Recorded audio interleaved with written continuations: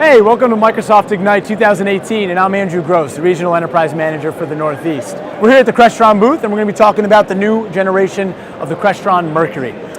Crestron has over 10,000 Mercuries deployed in the field today, and what we're showcasing here is an incredible upgrade and scalable path to allow you now to take your current Mercuries that you've already made an investment in and scale them up to the new Microsoft native Skype for Business and Microsoft Teams audio-video experience.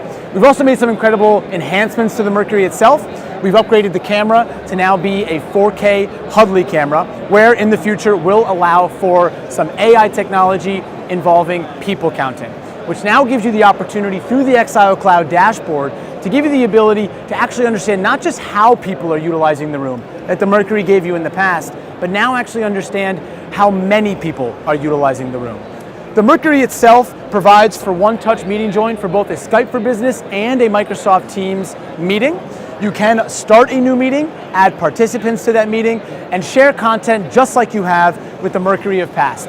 This upgrade is to now give you the ability to scale up seamlessly and consistently throughout all of your spaces.